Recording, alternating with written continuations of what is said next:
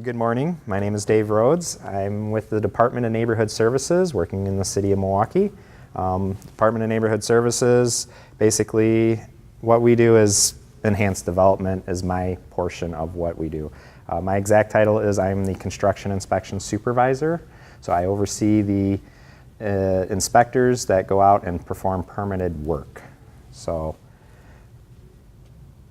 the DNS mission statement is essentially, you can read it, DNS protects the value of investments in the neighborhood and commercial properties. Our goal is to basically make sure buildings are safe and healthy and the neighborhoods so that an increasing value and economic validity throughout the city. So that's our mission statement. That's what we're here to do. An overview of not necessarily DNS, but our city is the number of structures in our city is 160,000. Average age of our residential housing stock is 85 years old, which means if you were to do it, 50% of our homes were built pre-1940 or pre-World War II. Significant things have changed in building code since then, and having that much old housing stock makes it difficult to move forward on what's acceptable, what's not, what needs to be repaired, and what can be continued on. 58% of the residential stock in Milwaukee is rental units. They make up 29% of all the structures.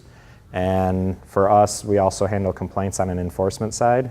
So the complaints come in from, 63% of our complaints are related to residential properties in our city. DNS employs 240 people, and our budget is roughly $21 million a year. We are one of the few self-funded budgets, so we collect revenue through permit fees and permits, plan reviews, and enforcement action, which basically keeps us in the black. The section I oversee is part of the trades division. To give you a kind of a top-down, Preston Cole is our commissioner. Preston Cole has two deputy commissioners below him. One is Mike Mazmanian, who oversees the trade side of things. Trade side of things being boilers, construction, elevator, electrical, plumbing, and sprinkler. The other division that he oversees is the plan review department. So as you can see, we do everything from inspecting the single family or duplex on the left all the way up to the grand old new arena we've just completed. But where you would normally start is if you need to just start a project in our city, or the best place to obtain information is the Development Center. It's located at 809 North Broadway. This is where permits are issued from that are not done online, and this is where plan reviews are performed. You can see in 2017 we did roughly 30,000 permits, and if 60% were done electronically, at least 40% were done manually, which means somewhere in the 12,000 number was pushed through these offices. These offices have 28 staff in them for the Development Center. Roughly 10 of them do plan reviews. We have a total of 3 mechanical plan reviewers, Mark Gardetto being one of them, along with the 2 plumbing plan reviewers. We do plan reviews for everything in the city except for things that would be governed by DHS, which is your hospitals, and those are even hybrided, we'll call it, because part of the review process will be done by us because the state doesn't review all the same things we review at the city. But majority of hospitals and things, CBRFs, assisted living homes, those will be reviewed by the state. Anything owned by a government agency bigger than the city of Milwaukee, excluding the county of Milwaukee, is also done by the state. So this would be state-owned buildings, federal-owned buildings. We have no jurisdiction over them. So the principal reason you're here is I would like to give you an introduction into how to find out statuses and how to work our system for permits. We have an online system called Land Management System. Basically, it provides you as citizens, business owners, visitors, access to what DNS does 24 hours a day, 7 days a week. By using ULMS, you can review the status of anything you've submitted. So if you submitted plans into Mark Gardetto, you can see partially where it's at. You most likely will see it's an in-process thing until fees are due. for the permit. And then at that point, you'll notice its fees are due. Our computer system does email and do those types of things to inform you that we've moved it along in our process. Please come pay the fees, your permit will be issued, and you can pick up your reviewed plans at our offices. So it kind of tells you where you're at in the process. I'll do a short demonstration today. My demonstration is oriented more towards the homeowner. We're going to start with essentially milwaukee.gov/MyMilwaukeeHome, as it's showing up there on the left. That is a great starting point. The reason we are starting there is it actually opens you up to a lot of city services. It's not just DNS, it's not just LMS. On the right, that milwaukee.gov/LMS will take you directly to our computer system. The best way to search for records in our computer system, being the LMS system for DNS, is by parcel or tax key number. Because of nobody knowing what their parcel or tax key number is on a property, that's why we're starting everyone off with My Milwaukee Home. My Milwaukee Home is a great way to do search for property information. And if you give me a second, I'm going to see if I can pause the slideshow to jump out. Might just be easier.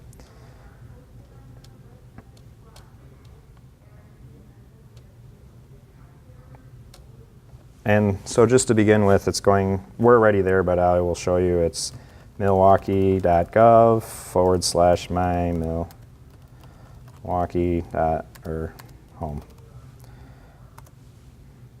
That'll bring you up to this very simple page. It's house number, question mark represents the direction of the street, and a street direction, or the street name. Easy one for us to do is this address right here at 100 West Manpower. The nice thing here is you get a listing of all the streets, so if you're not familiar with how to spell it, that helps you out. The disadvantages of this system is it only does off of valid addresses.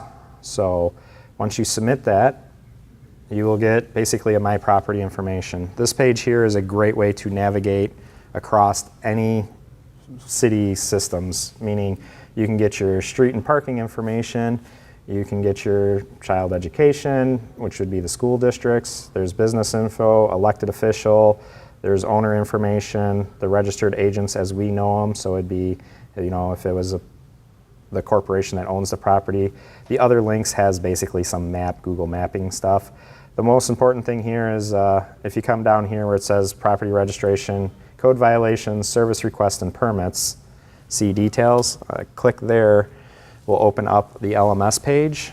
When it opens up the LMS page, it will have entered the tax key in the search window. On the LMS page, very much at the top, we have the tax key for this piece of property, and we have a listing of what appears to be 109 records for this building since it's been creation. And by doing it from tax key, you'll notice we pull back multiple addresses. 100 West Manpower, also this building's known as 201 West Cherry. If you would have searched by 100 West Manpower, you would have only gotten results back for that address. By doing by the tax key, you're going to find all the addresses.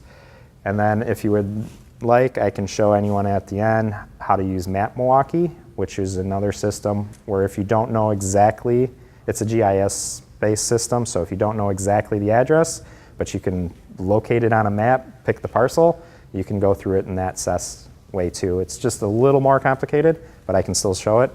As you can see here, we have very recently on September 10th, 2018, a record was open for a commercial alteration at this address. We know it as Manpower, and it is in progress, and what that means is it's sitting over in the development center awaiting to be reviewed. We tried to meet the state requirement of 3 weeks, but many of you know we're behind, and we're not the only ones. I believe the state's sitting a little worse than we are. I know in your fire protection it's probably getting up there, but Mark has been easy to work with if people talk with him. So there's all kinds of other permits on here. Anything that starts with the PW is going to be a public works. So that could be an excavation of the right-of-way by a utility company. You can see here it gives kind of a record description. We do have an occupancy, which was given to our Mark business services, and you can see from the status that it is completed, which means that occupancy was granted. Anything that's active or in process is currently being worked through the system. If it was an active permit, you most likely would see the word issued, meaning the permit was issued, ready to do work. The other thing that gets in here is our periodics. So anything you see that might have a beginning, a PER, and a number, that is a periodic. You will notice that this is a, as bad as it is, PB stands for plumbing, FS is fire sprinkler. So it's the sprinkler periodic for this building. And we labeled those based on their tax key number, which matches the tax key number. So that is how LMS functionally works. This is the Citizen Access Portal. From here, you can click on any of these. So on this commercial alteration, you will get a screen that shows you some record information. There's a payment screen. So if we say your fees are due, we usually have a link that'll take you straight to the screen to pay the fees. You enter in your credit card information and voila, your permit has been paid for. There's, as you can see, you get some information here. If we scroll down on the page, there's a more details tab. The one thing I can tell you is if you ever see the little chevron arrows, opening them up provides you additional information. There's application information, parcel information. Up at the top, you will also find a record one. In here, you can find what we call the attachments. This is anything that someone may have uploaded. So eventually, we're going through some growing pains. We changed from a computer system that was DOS-based about 3 years ago. We are, well actually it was 2 years ago. October 3rd, 2016 is when we went from our old system to this new LMS system. In doing so, the old system provided some information, but it didn't have a lot of information. This system has the potential of a lot of information and a lot of potential. We're hoping to get to where you submit your plans electronically, so no more sending in paper copies, 4 copies, stamped, wet sealed. We'll get electronic submittals, and then we will review and send back electronic submittals. Your requirement would be similar to the states. I believe it's print 1 copy off to have on site, and everyone else has an electronic version of it. Our inspectors are currently using iPads. Some of them are. Woody has been a little behind in adapting. But with the inspections, the inspectors can report. They're updating the inspection in real time, which means the tablets we're using are iPad Pros. They do have cellular data, so thus as soon as you capture a signature on that and submit that, it's being uploaded, and this system reads it in within about 90 seconds of the inspector doing the inspection in the field. So that has really narrowed down that window on, hey, I just got my final inspection. Can I get my occupancy now?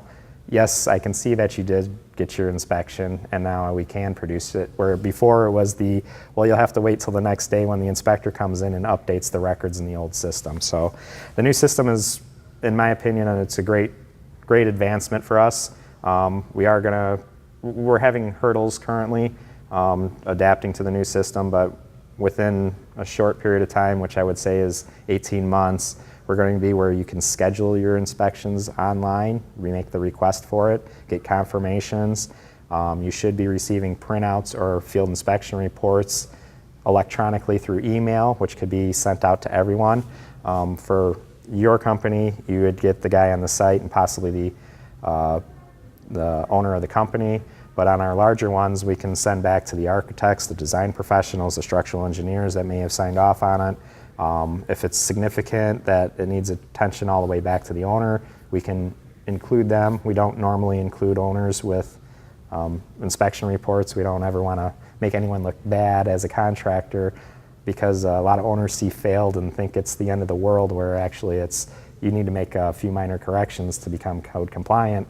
So we try not to upset anybody on the contractor side by sending owners information that is easily misinterpreted. So, so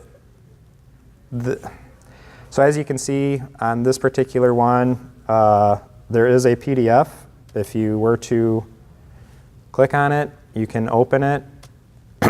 Now I'm doing this on a public side, so they permitted whatever they uploaded to be viewed by everybody.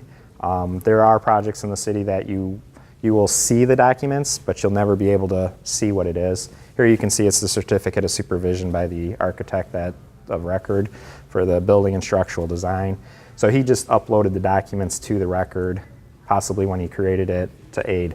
So the submittal process traditionally was come down to 809 Broadway with 11 sheets of 8.5 by 11 paper and 4 rolls of prints. Now it's bring us the 4 rolls of prints, but the day before or prior to coming down, go in and create a record for yourself, because you can create records for yourself. You can start completely brand new. I do recommend everyone try to get an account with our system. Once you have an account, it has your information in, and it allows for you to progress through our system very rapidly, getting to submittals, retrieving information related to the permit. The other document here just looks like it's the correspondence, which this is probably a submittal sheet. Looks like one of our old ones. So this is one of the 11 sheets of paper people used to bring into our offices as being completed. It's nice if people attach it. It provides us all the information of who the contacts were. But what you'll notice is where the occupant is labeled, the building owner, the design professional, all their information that was handwritten on that document and would have been typed in by us at the city. If we go back into the citizen access port and I go to the record details page, you can see a lot of it where the applicant and the licensed professional were already filled in. We also have the owners filled in. So a lot of it is already put in there. The project description, once our reviewer completes it, this usually will get expanded and that becomes like the scope of work or what that project is. As I said, we're running a few weeks behind our thing, so this plan has probably been dropped off. It's sitting in queue waiting to be reviewed. So with that, I will jump us back into our presentation.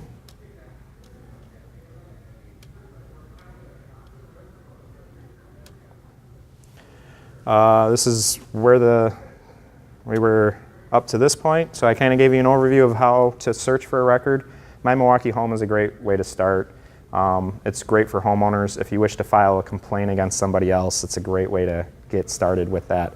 Once you're there and have that parcel ID, that's the best way for you to search in LMS. If you know a lot about LMS, you can go straight to LMS, but if you don't and you're researching a property you don't own that might have multiple addresses, best to do it from a parcel.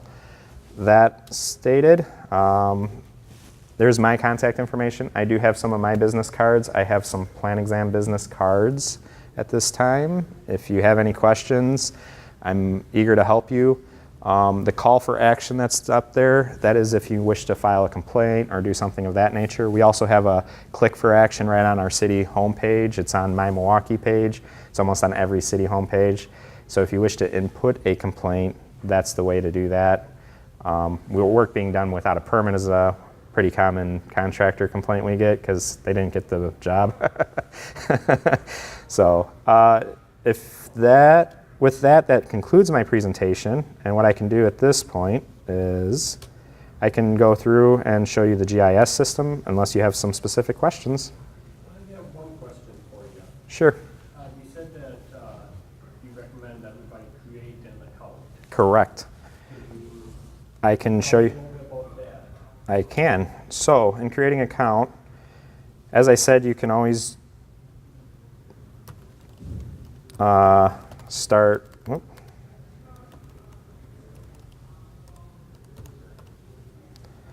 So where I just typed in, that's the address that was found on that one page, which is in that presentation. From here, it brings you to this home page. As you can see, the last time I was here, it stored me and it kept the parcel tax key number for this address. If you go here and start off at the home page of this, you'll see that there's a login here with the username or email and a password. If you don't have one, you can basically register for a new account. And that's just simply click here and you're going to go through some information. There's a disclaimer. You basically choose your username and your password, license numbers you are registering. So you're a sprinkler contractor, so you have a state issued license number associated with you. If you input that information together, we at the city will connect your public users account, which is the one that you're going to log into here, with that license. So if you submitted us plans for a fire protection sprinkler system, and when you go to submit that information, it will store all of your information and it will process it forward, if that makes sense, because we have the required credential to do it. If you create an account and you're having a problem linking your license number with it, don't get discouraged. That's just a simple call to our Plan Development Center, and they'll make the link on our back of house system. We don't let you link yourself from the public side, because otherwise I would choose Ahern and pull every permit under their name as a non-licensed contractor, if that makes any sense. I just use them because they're not yours. So, but you follow how we wouldn't want someone that's not supposed to have that credential linked. So we do that link for you. Once you have that, you will be able to process it in a different way. I believe, I haven't done it myself for a while, but oops.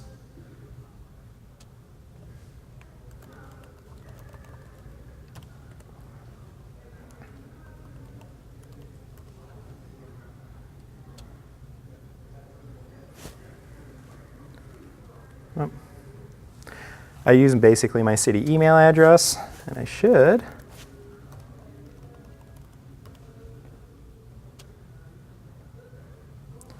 So there's my account.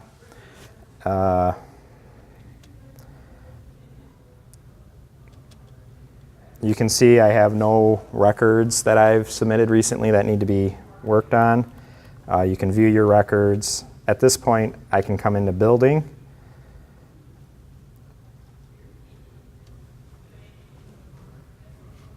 There's no pinwheel here.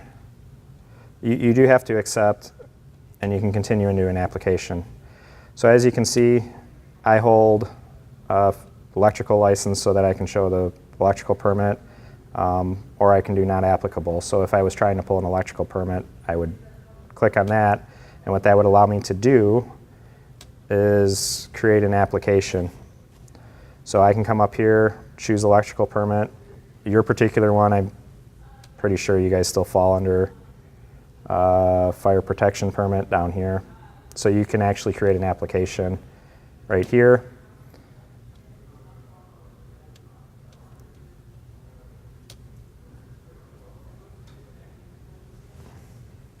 And then basically it starts off, you enter the address of the property you're looking at, and you would navigate through the system. So this is how you begin doing the process. You're filling in the screens. If you do the upper portion, and I'll give you a sample.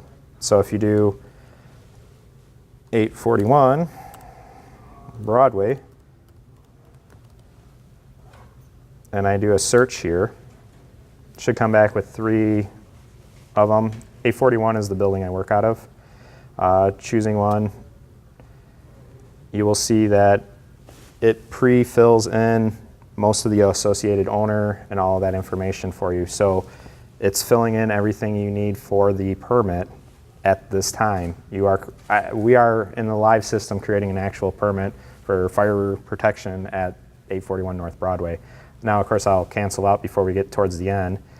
And as you can see here, as you just work through the system, you accept, you select it, and it will fill in the rest of this particular page and allow you to move on. The one thing I can tell you is all that red ink at the top basically says don't put north, south, east, west in there, and you don't always need to include the street, or you must enter like 35th, but don't put 35th Street, just put 35th. So again, if you're having difficulty locating it, if you started in My Milwaukee, you would have a parcel ID. If you plug in the parcel ID number in the parcel box and searched it there, you would still get all the information back along with all the addresses known for that property. Up at the top, what you can see is it basically goes through 5 pieces, well actually up to 7. And all those are just screens. So as we continue on with our application, you can see applicant, I can select it from the account. I'm on the account. So I have me as an individual, me as an electrician, and as an associated owner of the city. The reason I have the electrical one on there is because I do a lot of troubleshooting of the system, and electrical seems to be the most predominant problem area. So, but yes, in creating in this one I would just select me, continue on, and you'll see it just, basically you work through the sheet. What this does is it saves you a significant amount of time. At this point, all you have to really do is get us the paper copy of the plans after creating your own record, and you've saved that wait in our waiting room for an hour to submit the information. And the other reason it's slightly beneficial is previously you just brought and dropped off. You didn't actually talk to Mark, you didn't do anything, and you were at like, well, did someone get it that actually needs to see it, or did it just like get pushed to the end of the desk and bottom of the pile? With doing it this way, once you submit us our plans, then they get processed, and then that gets to Mark. So you can kind of see it working through the flow. When we first start, you'll see the status, it said in process. A lot of times it'll first start out as open or an application submittal, which means you just submitted it. We haven't gotten all the information yet to actually put it into the queue to have. So it'll sit there until we get the paper copy of the plans, until we're able to accept the digital ones, and then we'll move forward. So we are working towards digital review though. We've upgraded our hardware on the computers. Everyone's got 28-inch and 30-inch dual monitors. So we're on the hardware side of it, we're getting there. A little bit on the software, so that's probably our next big launch for the system, is electronic plan review submittal. Our follow-up to that would probably be the electronic request for inspection. So, any other questions? All right.